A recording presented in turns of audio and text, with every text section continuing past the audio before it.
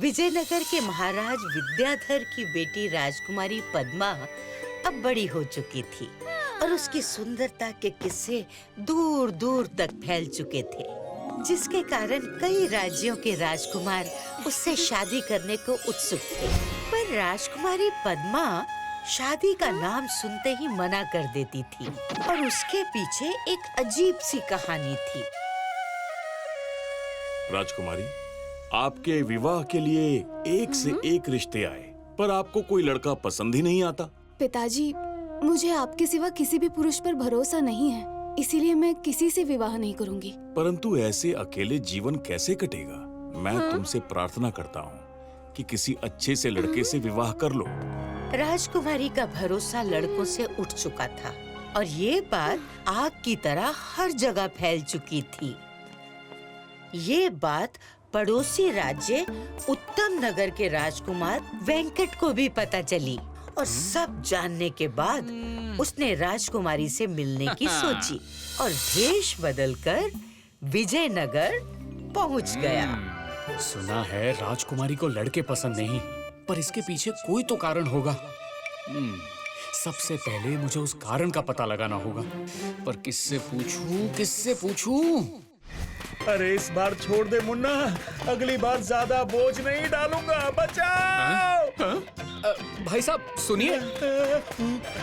अरे जी बोलिए।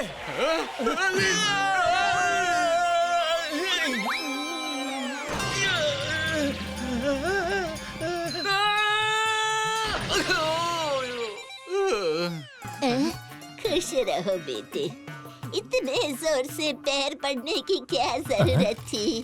संस्कारी लगते हो। चलती हूँ, नहीं तो राजमहल पहुँचने में देरी हो जाएगी। राजमहल? जो भी हुआ सही आदमी से मिला, इन्हीं से पूछता हूँ। काकी, अरे अम्मा, मैं उठा लेता हूँ। भला हो तुम्हारा बेटे। धन्यवाद काकी। क्या आप राजमहल में काम करती है? हाँ बेटे। ओह, फिर तो आप राजकुमारी पद्मा को भी जानते होंगे। हाँ बिल्कुल, बचपन से। काकी, बुरा ना मानो तो एक बात पूछूं? हाँ पूछो। फिर ये बताओ कि राजकुमारी पद्मा लड़कों से नफरत क्यों करती है? क्या बताऊं बेटे, बहुत लंबी कहानी है। अब रास्ता भी तो लंबा है, कहानी सुनते सुनते रास्ता कट जाएगा। ठीक है, सुनाती हूँ। राजकुमारी को बचपन से ही एक दासी से बड़ा लगाव था। उसी दासी ने शुरू से ही उसकी देखभाल की थी और उसी दौरान वो रोज राजकुमारी को एक ही कहानी सुनाती थी। कहानी थी एक खूबसूरत मैना परिवार की, जिसमें मैना, उसका पति और 2 बच्चे थे। सब लोग खुशी खुशी अपने घोंसले में रहते थे, पर एक दिन पेड़ में आग लग गई।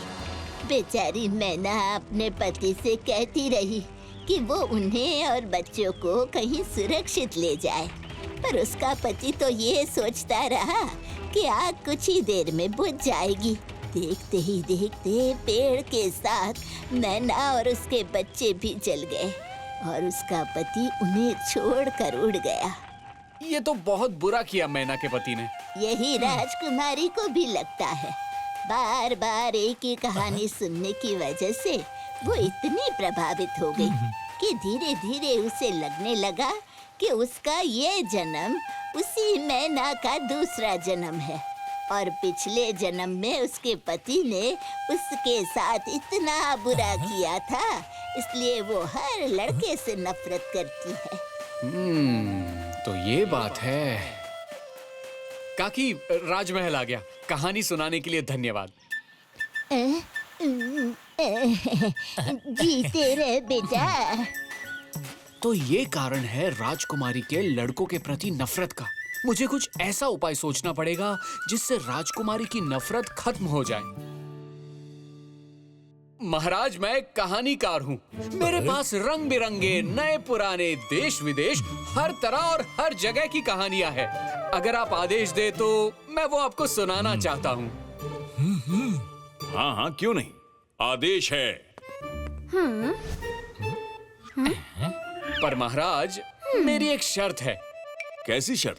मैं किसी स्त्री से बात नहीं करूंगा और अपनी कहानी भी किसी स्त्री को नहीं सुनाऊंगा। ये कैसी शर्त है? क्या मैं इसका कारण जान सकता हूँ? जरूर महाराज। जब मैं कहानियों के लिए देश विदेश घूम रहा था, तब मैं एक साधु से मिला।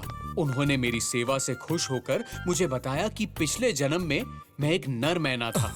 मैं अपनी पत्नी और बच्चों के साथ एक पेड़ में रहता था। फिर एक दिन उस पेड़ में आग लग गई और मेरी पत्नी हम सबको उस आग में जलता छोड़ वहाँ से चली गई।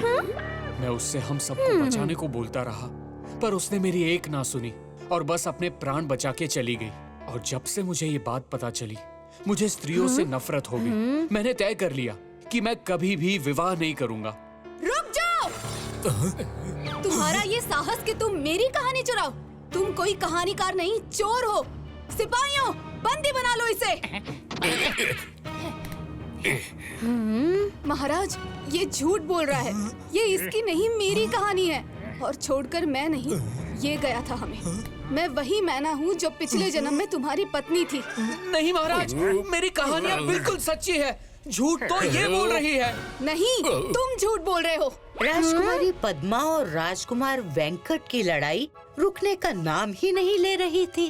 दोनों को अपनी कहानी सच्ची लगती थी। महाराज विद्याधर ने जब ये देखा तो कुछ सोचकर उनकी लड़ाई को रोकने की सोची। रुको, ये मेरा दरबार है। यहाँ की मर्यादा कोई भंग नहीं कर सकता। इसके लिए तुम दोनों को दंड मिल सकता है। क्षमा महाराज। क्षमा कीजिए महाराज, पर आपके राज्य का ये कैसा न्याय है? मैंने तो बस एक ही शर्त रखी थी कि अपनी कहानी किसी स्त्री को नहीं सुनाऊंगा। एक तो मेरे शर्त का अनादर हुआ, ऊपर से मुझे बंदी भी बना लिया गया। खैर, अब बंदी बना ही लिया है तो फैसला भी सुना दीजिए कि आपके अनुसार किसकी कहानी सच्ची है, मेरी या राजकुमारी पद्मा की? न्याय और अधिकार का बहुत ज्ञान है तुम्हें।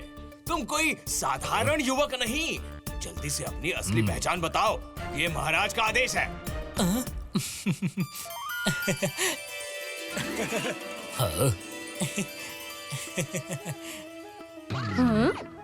राजकुमार वेंकट, आप? महाराज, महाराज, ये हमारे पड़ोसी राज्य उत्तम नगर के राजकुमार वेंकट हैं। बहुत ही बुद्धिमान और बहादुर। अच्छा, तो ये बात है। खैर, अब मैं अपना फैसला सुनाऊंगा। राजकुमारी को लगता है कि पिछले जन्म में उसका पति यानी नर मैना ने उसे धोखा दिया, जबकि राजकुमार वेंकट की कहानी के अनुसार धोखा उसकी पत्नी मैना ने उसे दिया।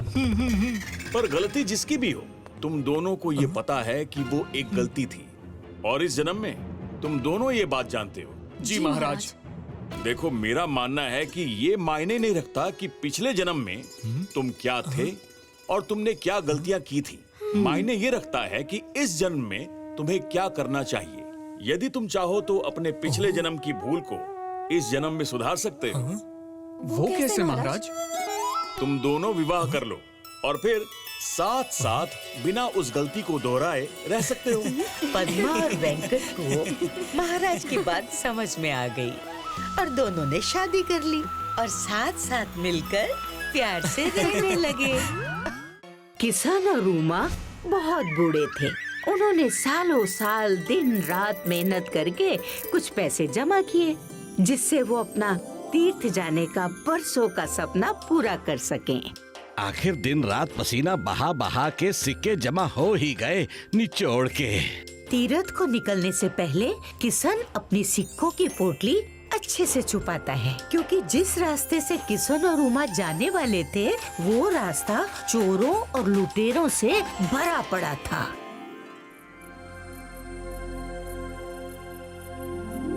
मैं थक गया हूँ, अब तुम संभालो इस सिक्कों की पोटली को।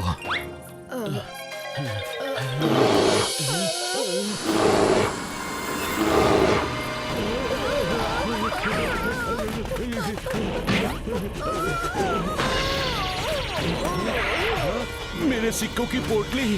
अरे बचाओ, भालू! अरे कोई बचाओ मुझे। मुझे छोड़कर तुम्हें इस पोटली की पड़ी है। मुझे कोई ले जाता तो। अरे तुझे कौन ले जाएगा? इसमें सिक्के हैं। अगर ये चले जाते तो हम कहीं के नहीं रहते निचोड़ के। लगता है यहाँ चोरों से ज्यादा तो जंगली जानवर हैं। मैं तो कहती हूँ रात यही कहीं रुक जाते हैं। अंधेरे में चोरों और जानवरों के डर से किशन और उमा ने रात पास के ही किसी होटल में गुजारने का फैसला किया। भैया सुनो, कोई सस्ता सा अच्छा कमरा मिलेगा निचोड़ के? हाँ मिलेगा ना। अपनी पोटली यहाँ रख दो और चलो मेरे साथ। पोटली? नहीं भैया, ये पोटली तो हमारे साथ ही जाएगी। ठीक है चलो फिर। ये रहा तुम्हारा कमरा। पर किशन को पोटली की इतनी चिंता करते देख बिमलेश को शक हो गया कि उनकी पोटली में जरूर कोई कीमती चीजें या सिक्के हैं। इनके सोते ही इसे चुरा लेना। इतने बूढ़े हैं कि इन्हें पता ही नहीं चलेगा। इधर किशन पोटली को तकिए की तरह सर के नीचे रखकर सो गया और फिर उसी रात बिमलेश और उसकी पत्नी ने वो पोटली चोरी कर ली।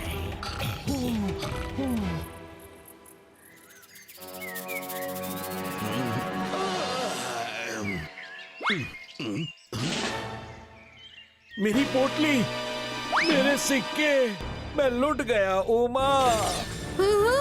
क्या हुआ? कौन है? हमारा सारा सामान सिक्के चोरी हो गए। ये जरूर उस सराय के मालिक का काम है। कल भी वो पोटली अपने पास रखने की बात कर रहा था। चलो हमारी पोटली वापस करो। हमें पता है तुमने ही चोरी की है। चोरी? और मैं एक तो रहने के लिए जगह थी और मुझ पर ही इल्जाम लगा रहे हो। चलो अब निकलो यहाँ से, निकलो। मंत्री जी, हमारे साथ अन्याय हुआ है। हमारी सालों की जमा पूंजी उस सराय वाले विमलेश ने चोरी कर ली। हमें महाराज से न्याय दिलाइए। पर ये हुआ कैसे?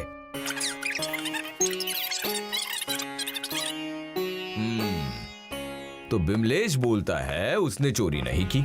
तुम बोलते हो कि चोरी उसी ने की है, पर तुम्हारे पास इसका कोई प्रमाण नहीं। हाँ, मेरे पास इसका उपाय है। न्याय जरूर मिलेगा। तो फिर जल्दी उपाय बताइए। पहले तुम दोनों को मेरा एक कार्य करना होगा। मैं कुछ भी करूंगा, आप बस कार्य बताइए। ठीक है ठीक है ठीक है। मेरे पास एक ढोल है, उसे मेरे घर से उठाकर राजमहल तक लाना है। पहले तुम ये कार्य कर लो, फिर यही कार्य बिमलेश को भी करना होगा। और एक और बात, वो ढोल थोड़ा भारी है तो उसे संभाल कर लेकर आना। जैसी आज्ञा महामंत्री।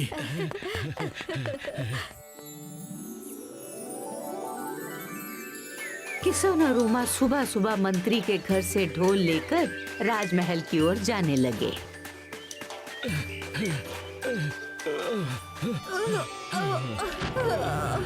ये ढोल तो बहुत ही भारी है। अब न्याय मांगने गए थे, पर महामंत्री ने तो हमें ही सजा दे दी। लगता है ऊपर वाला चाहता ही नहीं कि हम तीर्थ यात्रा करें। सिक्के तो गए, अब घर चलते हैं, वरना प्राण भी जाएंगे। सही कहा, पर महामंत्री का कार्य तो करना ही होगा। चलो निचोड़ के। दोनों ढोल लेकर राजमहल पहुँचे।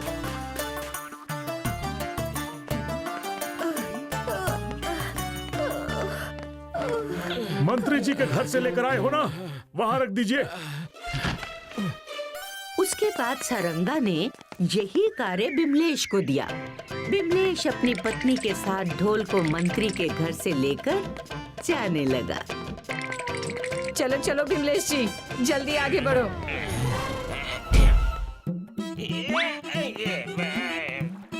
वाह, क्या खूबसूरत नजारा है। अकेले ढोल उठाकर कमर अकड़ गई। थोड़ी मदद तो करो। अच्छा, चोरी की तुमने और ढोल मैं उठाऊं?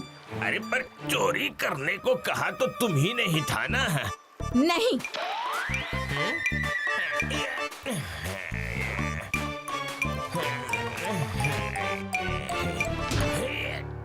ठीक है, ढोल का ध्यान रखना। मैं पानी पी कर आता हूँ।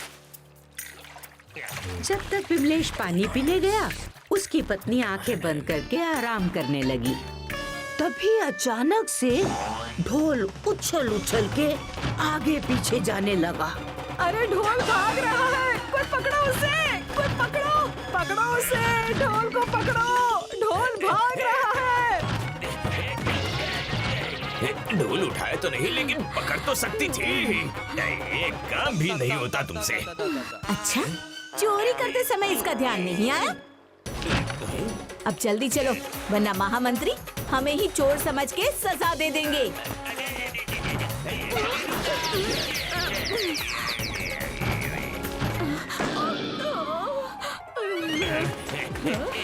अरे रुको रुको।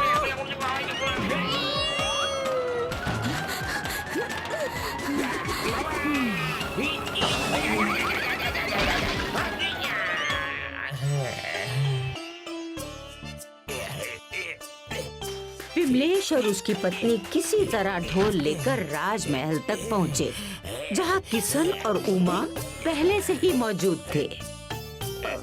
तुम लोग अभी तक यही हो? लगता है सजा पाने के बाद ही मानोगे, हैं?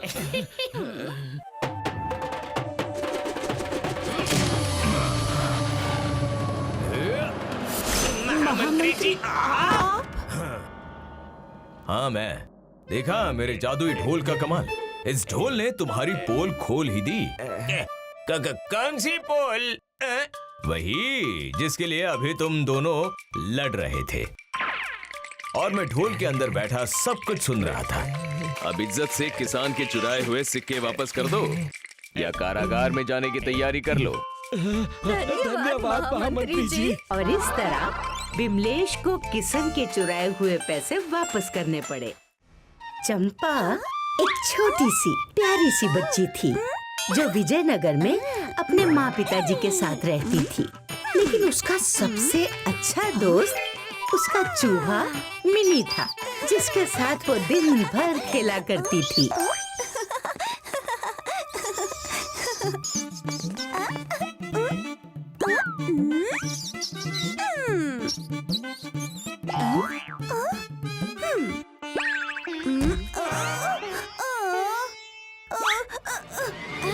ठीक है मिनी, मत आओ, मैं तो तुम्हारे लिए चावल लाई थी।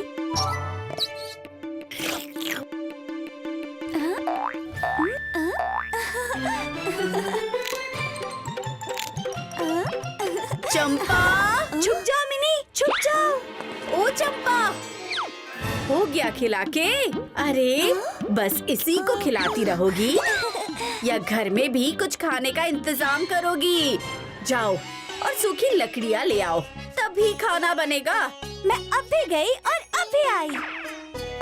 और हाँ, आज मैं और मिनी खीर खाएंगे।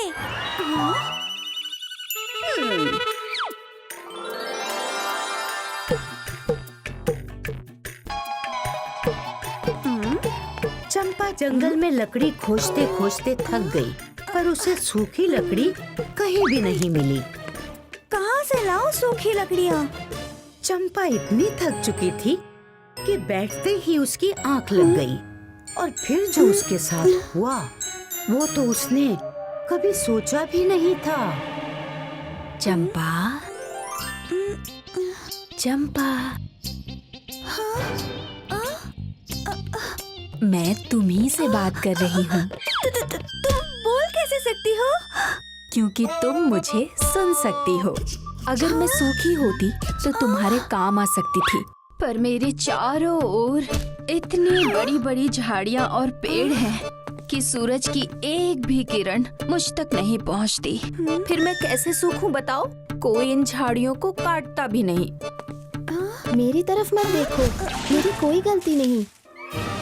ये देखो, मैं तो खुद गीली हूँ, क्योंकि मुझ तक भी सूरज की किरणें नहीं पहुँचती। हैं? पत्ता भी बोल रहा है। हाँ, तुम सुन रही हो, इसका मतलब मैं बोल रही हूँ। और हाँ, गलती सूरज की है, मेरी नहीं। इसमें मैं क्या करूं? मैं तो सबको रोशनी देना चाहता हूं, पर ये काला बादल मुझे बार बार ढक देता है। मुझे दोष मत दो, अभी दिखाता हूँ। देखा, ये हवा मुझे कहीं और जाने दे तब ना।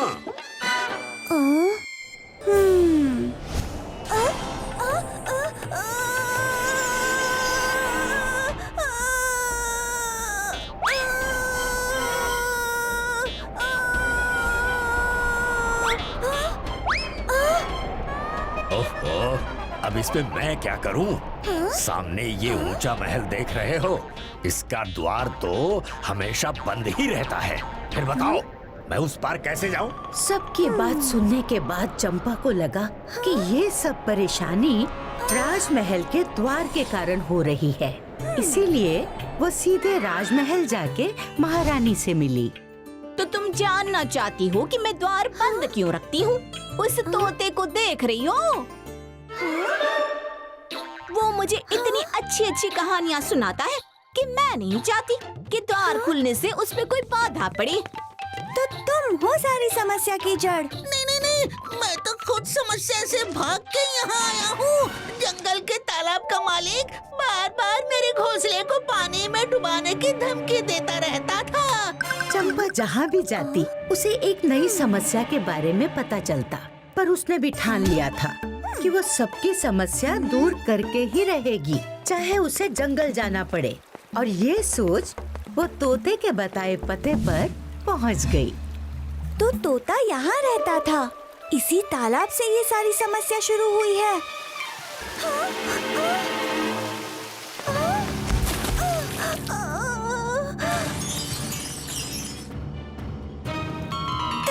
तुम कौन हो? इस तालाब का मालिक, और मेरा इरादा तोते को भगाने का बिल्कुल नहीं था। वो तो हाथी आकर मुझे रोज रोज धमकी देता है कि वो तालाब का सारा पानी पी जाएगा। इसलिए उसका गुस्सा मैंने बेचारे तोते पर निकाल दिया। गुस्से पर काबू रखना चाहिए ना। पता है आपके गुस्से की वजह से कितनी बड़ी समस्या हो गई है। सब परेशान हैं।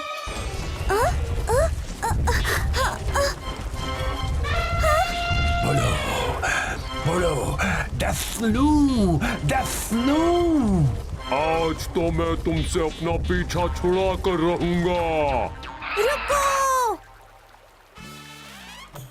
आप इस तालाब का सारा पानी पी जाएंगे तो बाकी जानवर क्या पिएंगे? तो क्या करूं बताओ? ये सांप मेरे पूंछ पर बैठ के मुझे डसने की धमकी देता है। मैं तो बस अपने ऊपर पूरे तालाब का पानी डालकर इस सांप को पूंछ से बहाना चाहता हूँ, क्योंकि मेरी सूंड पूंछ तक नहीं पहुँच पाती है। हाथी राजा, आज सच बता ही देता हूँ, मैं तुम्हें डसने के लिए नहीं बल्कि गांव के कुम्हार से अपनी रक्षा करने के लिए तुम्हारी पूंछ में बैठा हूँ। मैं तो बस वहाँ उसके घर के चूहे को खाने जाता हूँ, पर मुझे देखते ही मुझे मारने दौड़ता है। चंपा को समझ ही नहीं आ रहा था कि वो करे तो क्या करे। सबकी अपनी समस्या है, पता नहीं कौन सच बोल रहा है और कौन झूठ। इसीलिए वो सच्चाई का पता लगाने के लिए कुम्हार के घर चली गई। उस सांप ने तो परेशान कर रखा है। जब भी आता है हमारी मटकियां तोड़ देता है। कितनी भी कोशिश करो लेकिन हाथ में नहीं आता। पर जिस दिन आ गया वो उसका आखिरी दिन होगा।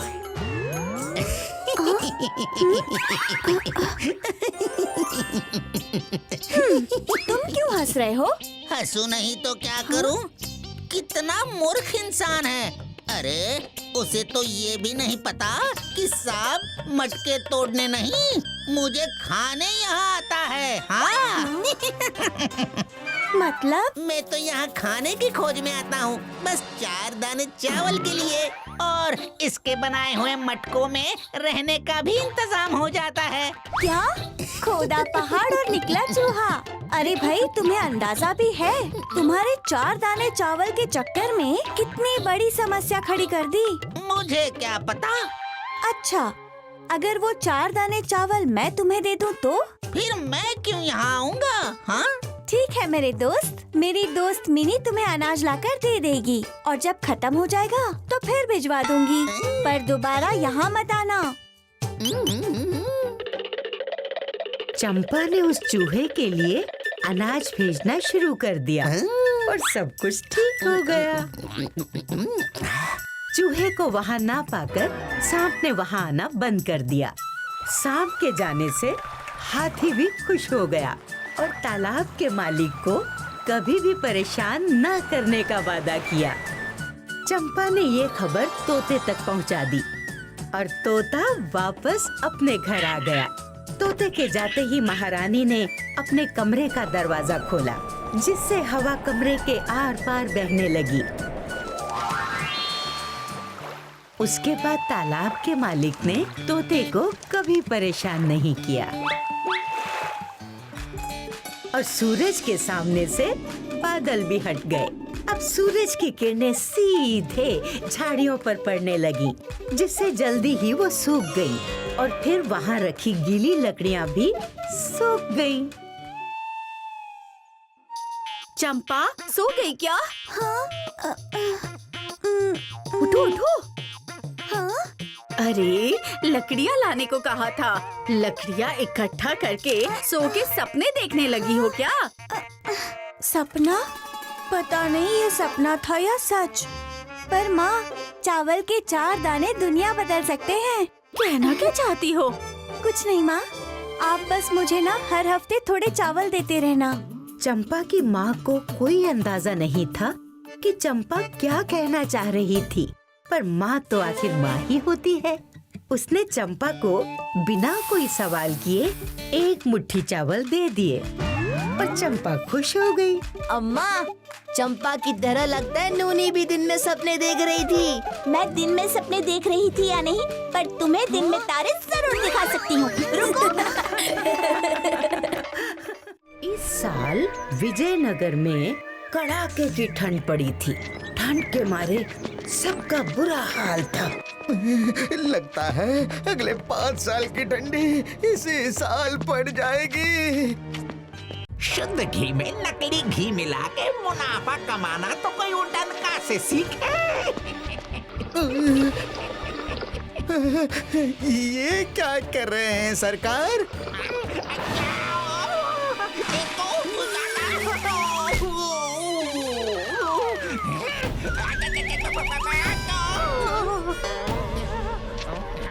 मैंने कुछ नहीं किया। अरे मेरा सारा घी गिरा दिया पाई पाई तोड़ के, और कहते हो कुछ नहीं किया। अब इसे साफ कौन करेगा? पर मैं तो। अब मुंह चलाना बंद करो और हाथ चलाओ। ग्राहक आने का समय हो गया है। दुकान की ऐसी स्थिति देखकर अगर ग्राहक बाहर से ही लौट गए तो मेरा भारी नुकसान हो जाएगा पाई पाई जोड़ के।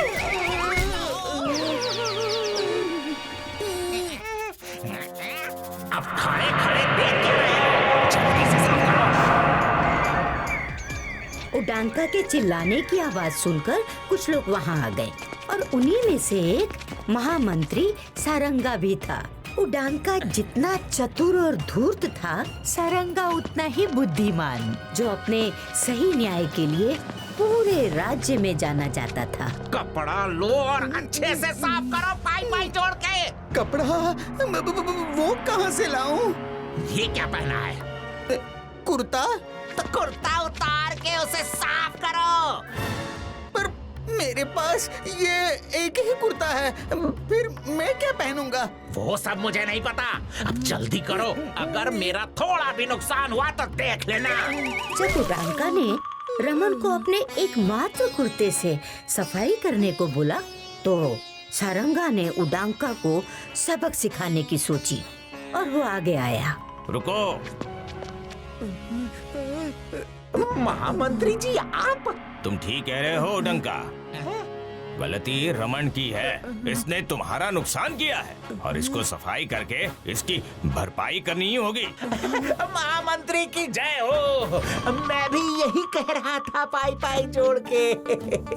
रुको, अभी मेरी पूरी बात खत्म नहीं हुई है। रमन अपना कुर्ता उतार के सफाई जरूर करेगा, पर तुम्हें भी इसके जाने के बाद इसके परिवार की पूरी जिम्मेदारी लेनी होगी। मतलब मैं तब से तुम्हारी बात सुन रहा था कि कैसे तुम तब से रमन को अगर ऐसा हो गया, अगर वैसा हो गया बोल रहे हो, पर अभी तक कुछ हुआ नहीं। वैसे ही अगर अपने कपड़े खोलने से रमन को ठंड लग गई और अगर ये बीमार हो गया और भगवान ना करे अगर इसे कुछ हो गया तो इसके परिवार का क्या होगा? अपने परिवार में बस यही एक कमाने वाला है। मगर मैंने तो ये सब सोचा ही नहीं। अब अगर मगर छोड़ो उदंका, ये बताओ रमन से दुकान की सफाई करवानी है या नहीं? चलो चलो रमन, अपना कुर्ता उतारो और उदंका की इच्छा पूरी कर दो, वरना अगर इसका नुकसान हो गया तो। नहीं नहीं, कोई नुकसान नहीं होगा रमन, गलती मेरी ही थी। तुम जाओ जाओ जाओ जाओ, सफाई मैं खुद कर लूंगा।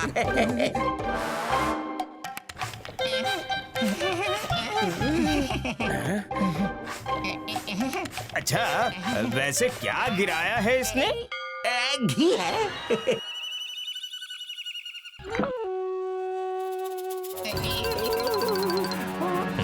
ये तो नकली है। तुम राज्य में नकली घी का व्यापार करते हो? महामंत्री, ये हमेशा हमें मिलावटी सामान बेचता है। अब समझा, मैं इसी की मिलावटी घी के कारण बीमार पड़ा था। मैं भी, मेरा परिवार भी। उदंका, तुमने मिलावटी घी बेचकर घोर अपराध किया है, तुम्हें इसकी सजा मिलेगी। मेरे न्याय विद्या के अनुसार तुम्हें इसकी 3 सजाएं मिलनी चाहिए। क्षमा महामंत्री, मैंने तो सुना था कि आपका न्याय कभी गलत नहीं होता, पर ये तो बिल्कुल उल्टा हो रहा है। एक गलती की 3 सजा, ये कैसा न्याय हुआ? ठीक है, सजा तो तुम्हें मिल के ही रहेगी, पर तुम्हें इतनी छूट देता हूँ कि तुम 3 सजा में से 1 सजा चुन सकते हो। कौन सी 3 सजा? या तो तुम अपने दुकान में रखा ये सारा घी खुद पियो, या तो 100 कोड़े खाओ, और वो भी नहीं तो तुम्हें 1000 सोने के सिक्के उन लोगों को देने होंगे जो तुम्हारे मिलावटी घी के कारण बीमार पड़े हैं। अब बताओ, कौन सी सजा स्वीकार है? कोड़े खाना तो उडांका के बस की बात थी नहीं, और 1000 सिक्के तो उस कंजूस के लिए बहुत ही ज्यादा थे। बहुत सोच समझकर उसने सोचा कि घी पीना ही सबसे आसान होगा। सजा शुरू की जाए।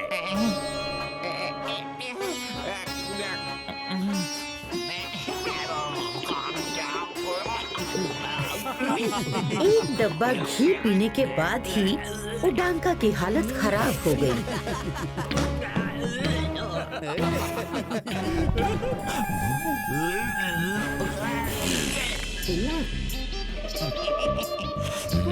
रुक क्यों गए?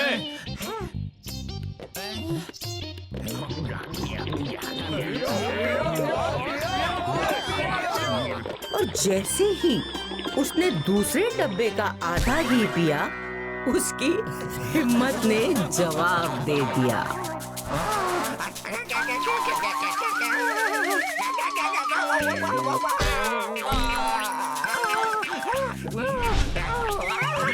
महामंत्री, मुझसे ये नहीं होगा। आप मुझे कोड़े ही मार लीजिए, पाई पाई जोड़ के। जैसी तुम्हारी इच्छा। सिपाहियों, इसे अंदर ले जाकर कोड़े की सजा दो। उडांका ने कोड़े की सजा स्वीकार तो कर ली, लेकिन उसके नाजुक और आलसी शरीर को बस आराम करने की आदत थी।